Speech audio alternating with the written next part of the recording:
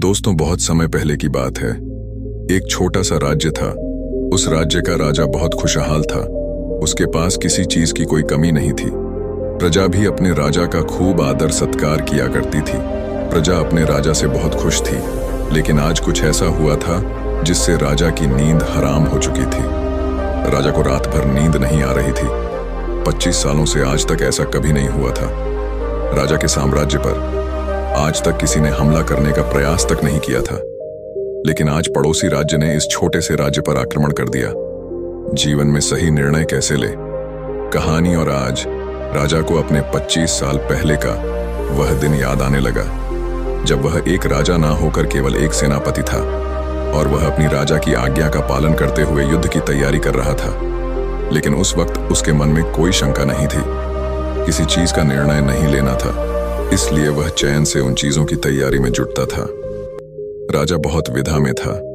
उसे समझ नहीं आ रहा था कि आखिर वह अपने साम्राज्य को किस तरह से किसी और राजा के हाथों में सौंप दे, जो साम्राज्य को हासिल करने के लिए उसने दिन रात एक कर दिया। कई लोगों को धोखा दिया, कई लोगों को पीड़ा दी, कई लोगों को कष्ट दिया, कई प्रकार की राजनीति रची, कई प्रकार के षड्यंत्र रची। इतनी सारी मेहनत करने के बाद जब उस राजा का सिंहासन प्राप्त हुआ था, जीवन में सही निर्णय कैसे ले, आध्यात्मिक प्रेरणा। उस सिंहासन को, उस साम्राज्य को वह अपने हाथ किसी और को कैसे थमा दी। राजा को कुछ भी समझ नहीं आ रहा था कि वह क्या करे। वह बहुत चिंतित था, परेशान था, करवटें बदल रहा था, लेकिन उसे कोई तरीका सूझ नहीं रहा था। राजा यह बात बहुत अच्छी तरह से जानता था कि बात केवल मेरी नहीं है, इस पूरे साम्राज्य की है। राजा ध्यान करना जानता था। वह बार बार ध्यान करने का प्रयास भी कर रहा था ताकि वह शांत हो सके, उसका मन शांत हो सके और वह अपनी अंतरात्मा की आवाज सुन सके। उसने कई बार प्रयास किया, लेकिन हर बार उसे असफलता ही हाथ लगी। वह अपने मन की आवाज अर्थात अपनी अंतरात्मा की आवाज सुनने में असफल रहा, जिस कारण वह बहुत परेशान था, चिंतित था और बहुत दुविधा में था। वह समझ नहीं पा रहा था कि आखिर वह क्या फैसला करें, और उसके पास बहुत कम समय भी बचा हुआ था। केवल उसके पास आज रात का ही समय था। कल सुबह पड़ोसी राज्य उस पर आक्रमण कर देगा। यदि वह केवल अपने लिए फैसला करता है तो इस साम्राज्य के लाखों लोगों की जान पर बन सकती है, और यदि वह इस पूरे साम्राज्य के लिए सोचता है तो उसे पड़ोसी राज्य के राजा के सामने झुकना होगा, उनका सम्मान करना होगा और अपने हाथों इस साम्राज्य को उन्हें सौंपना होगा। राजा बेहद दुविधा में था, अत्यधिक परेशान था। आखिरकार वह अपने महल की छत पर पहुंचा, जहां ठंडी ठंडी हवाएं बह रही थीं। रात का समय था, चारों तरफ सन्नाटा था, खामोशी थी। राजा ने छत पर पहुंचकर आसमान की तरफ देखा। आसमान में एक पक्षी निडर होकर उड़ रहा था, अपनी ही मस्ती में, अपने ही अंदाज में। उस रोकने वाला कोई नहीं। उस पक्षी को देखकर राजा को यह एहसास हुआ कि जब तक कोई व्यक्ति अकेला होता है तब तक वह मस्त होता है, अपने में खोया हुआ होता है। उसे किसी प्रकार की कोई जिम्मेदारी नहीं उठानी पड़ती। वह जब चाहे, जैसा चाहे वैसा फैसला ले सकता है। लेकिन हमारे सर पर जिम्मेदारी आ जाती है तो फिर एक आदमी अपना अकेलापन, अपनी मस्ती, अपनी आजादी को खो बैठता है, क्योंकि उसके सर पर जिम्मेदारी है। उसे हर एक चीज देखनी है, समझनी है, और ऐसे बहुत से लोगों को सोच समझकर ही कोई निर्णय लेना है। काफी समय बीत चुका था और अब तक राजा ने कोई निर्णय नहीं लिया था। और जब राजा को कोई भी रास्ता नजर न आया तो वह अपना घोड़ा लेकर अपने गुरु के आश्रम की ओर निकाल पड़ा। राजा के गुरु भी बहुत सख्त थे। उन्होंने पहले से ही राजा को यह चेतावनी दे रखी थी कि जब तक कोई ऐसी दुविधा ना पड़े, जब तक तुम्हारे पर ऐसी कोई को बड़ी समस्या ना आन पड़े कि तुम्हें मेरी जरूर पड़े, तब तक तुम यहां पर कभी मत आना। राजा अपना घोड़ा लेकर आश्रम पहुंचा। वहां पर जब उसने देखा तो उसके गुरु ध्यान में लीन थे। जीवन में सही निर्णय, सकारात्मक ऊर्जा। वह अपने गुरु के ध्यान को भंग नहीं करना चाहता था। अपने गुरु को ध्यान में देख उसके मन में एक बार फिर से द्वंद्व युद्ध चालू हो गया। उसका एक मन कहता कि गुरु को ध्यान से बाहर लाए, तभी वहीं पर उसका दूसरा मन कहता, नहीं नहीं, यदि गुरु को ध्यान से बाहर लाया गया तो यह उचित नहीं होगा। गुरु क्रोधित हो जाएंगे और फिर उसके बाद क्या होगा ये कोई नहीं जानता। राजा खड़े होकर यह सब सोच ही रहा था। तभी तक आश्रम से आवाज आई है, राजा तुम दरवाजे पर खड़े होकर क्या कर रहे हो? भीतर आओ। राजा आश्रम के भीतर गया और उन गुरु को प्रणाम करके कहता है, गुरुदेव, आप तो मेरे मन की बातें भाले भांति जानते हैं। आपको यह भी पता होगा कि आज मैं क्यों यहाँ पर आया हूँ और किस बात से मैं चिंतित हूँ। चिंता के कारण मुझे नींद नहीं आ रही। आप ही बताइए मैं क्या करूँ? मैं किस तरह से कोई एक निर्णय लूँ? मैं किस तरह से अपनी अंतरात्मा की आवाज सुनूं जिससे मैं निर्णय लेने में सफल हूं? किस तरह से मैं एक सफल निर्णय लूं और किस तरह से मैं अपने साम्राज्य को बचा पाऊंगा? राजा की यह बात सुनकर गुरु मुस्कुराने लगे और राजा से कहते हैं, जीवन में सही आंतरिक शांति, मार्गदर्शन। राजन, हर इंसान के दो मन होते हैं। एक मन उसे कोई काम करने के लिए प्रेरित करता है तो दूसरा मन इस काम को टालने का प्रयास करता है, उस काम से पीछा छुड़ाने का प्रयास करता है, और इन्हीं दोनों मन के बीच में हम फंस कर रह जाते हैं। हम किसी एक तरफ निर्णय नहीं ले पाते, हम किसी एक दिशा की तरफ नहीं बढ़ पाते, और ऐसे समय पर हमारे मन में सवाल उत्पन्न होने लगता है कि जो फैसला हम लेने जा रहे हैं क्या वह सही है या फिर गलत। ऐसी स्थिति हमेशा आधी अधूरी हो जाती है और वह हमें अपने पूरे जीवन भर पे या पछताने के लिए मजबूर कर देती है। तभी वह राजा कहता है कि गुरुवर, यह तो मैं भी जानता हूं और मैं भी इसी शंका में फंसा हुआ हूं। मैं यहां से निकल नहीं पा रहा। मुझे यह नहीं समझ आ रहा कि मैं किस तरफ जाऊं, मैं कैसे सही निर्णय लूं, मैं कैसे अपनी अंतरात्मा की आवाज सुनूं जिससे मैं एक सही निर्णय ले पाऊं। आप मुझे कृपा करके कोई मार्ग दिखाइए, कोई सही तरीका बताइए जिससे मैं सफल और सही निर्णय ले पाऊं, जिससे मुझे जीवन भर पछतावा ना हो। तभी गुरु उसे राजा की बात सुनकर एक बार फिर मुस्कुराने लगे और राजा से कहते हैं, राजन, जीवन में कोई भी फैसला गलत या सही नहीं होता। यह तो हमारे मन की संरचना है, यह तो हमारे मन का माया जाल है। वास्तविकता तो यही है कि जो होना होता है वही होता है।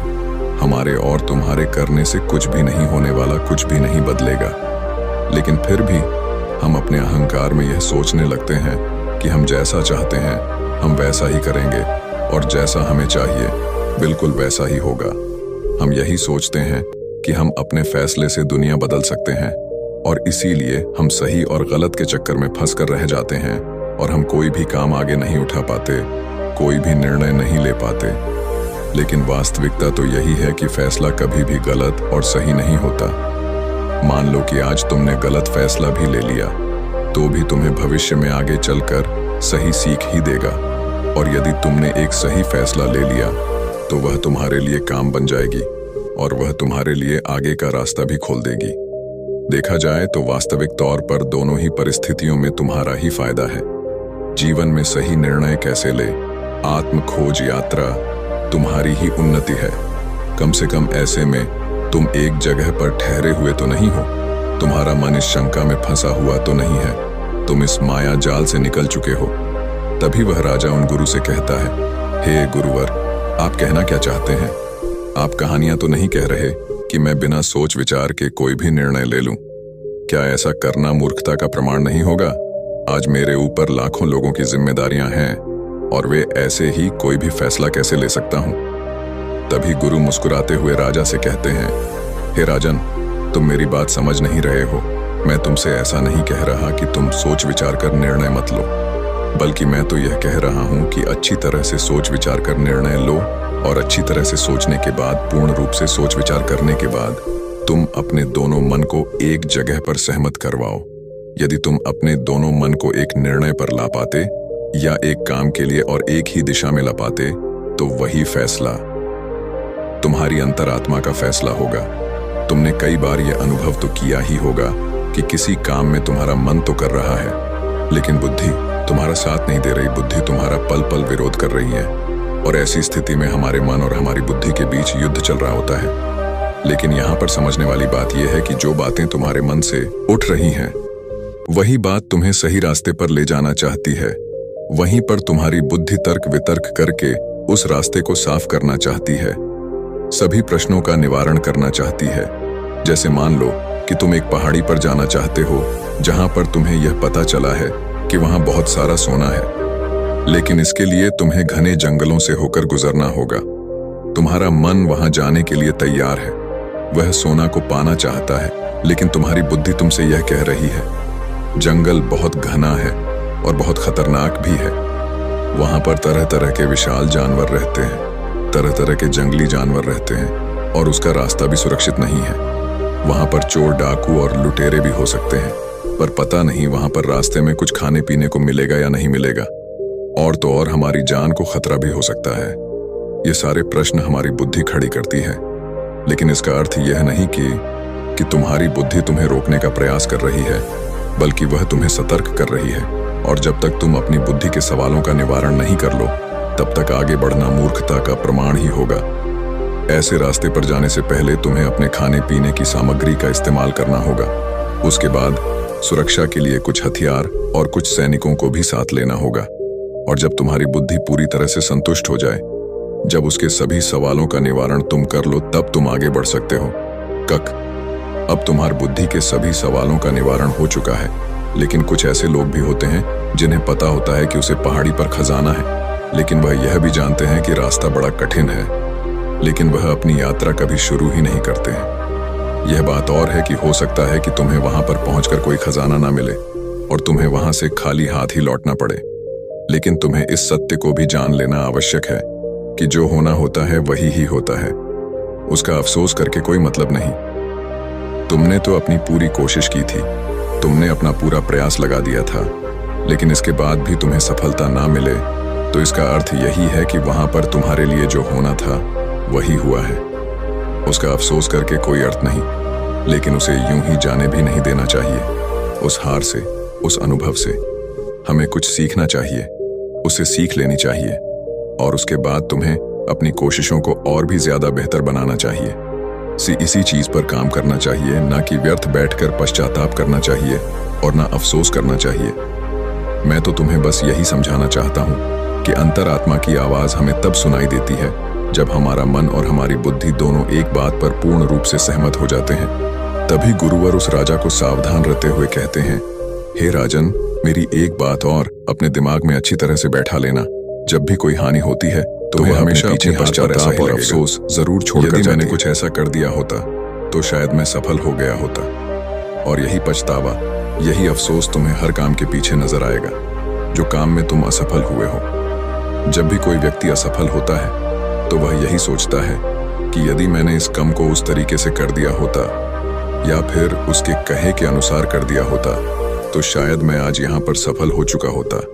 लेकिन वास्तविकता तो यही है कि तुम्हें कभी भी इस बात का एहसास नहीं होने देगी कि तुम्हारे साथ क्या तय किया गया है और तुम्हारे साथ क्या होने वाला है। हाँ, ये बात और है, कुछ सचेत और कुछ जागरूक लोग ही इस बात को जान पाते हैं कि उनके साथ आगे क्या होने वाला है। इसलिए वह कभी भी उस चीज के होने का पश्चाताप नहीं करते, उसका अफसोस नहीं करते, क्योंकि उन्हें पूरा पता होता है कि आखिर क्या होने वाला है और वह अपनी पूरी कोशिश करते हैं। उसके बाद जो कुछ होना था वह तो होना ही है, उसमें पछतावा करके क्या लाभ। किंतु जिन लोगों को अपने फैसला पर यकीन नहीं होता, वह हमेशा केवल सोचते ही रह जाते हैं। वह हमेशा अतीत के बंधनों में बंधे रह जाते हैं, दुखी रहते हैं, रोते रहते हैं, लेकिन वह अपने जीवन में कुछ नहीं कर पाते। लेकिन एक बुद्धिमान व्यक्ति यह भली भांति जानता है कि अतीत को बदला नहीं जा सकता, लेकिन उस पर बैठकर अफसोस करना व्यर्थ है। किंतु वर्तमान में हम सही निर्णय ले सकते हैं और भविष्य जो कि हमारे हाथों में है ही नहीं। इसके बाद उन गुरु ने राजा को वहां से जाने का आदेश दे दिया और वह वापस से ध्यान में लीन हो गए। और गुरु की सारी बातें सुनकर राजा के मन में जो द्वंद्व युद्ध चल रहा था वह पूरी तरह से शांत हो चुका था। राजा वापस महल लौटा और उसने शांतिपूर्वक अपने मन और अपनी बुद्धि को एक ही निर्णय पर सहमत करवाया, और वह था कि हम युद्ध लड़ेंगे। जब राजा के मन से यह निर्णय उठा तो उसकी बुद्धि ने उसके सामने कई प्रकार के सवाल उत्पन्न कर दिए, जैसे कि हमारी सेना बहुत छोटी है, हम उनके सामने टिक नहीं पाएंगे, और पड़ोसी राज्य के पास एक विशाल सी सेना है जो हमें चुटकियों में मसल सकती है, उनके पास तरह तरह के हथियार हैं और लड़ने का कौशल भी है। और ऐसे ही कई प्रकार के सवाल उसकी बुद्धि उससे कर रही थी। उन सभी प्रश्नों का जवाब देते हुए राजा आगे बढ़ता चला गया और वह इसी निर्णय पर पहुंचा कि हम युद्ध लड़ेंगे।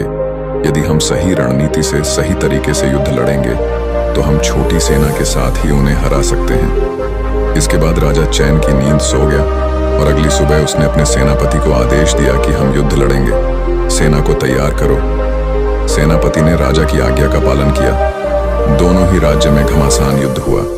हालांकि इस राज्य की सेना बहुत छोटी थी, बहुत कम थी, लेकिन राजा की सही रणनीति के कारण, राजा की सही निर्देशन के कारण आखिरकार राजा ने इस युद्ध को जीत ही लिया। दोस्तों, उम्मीद है कि आपने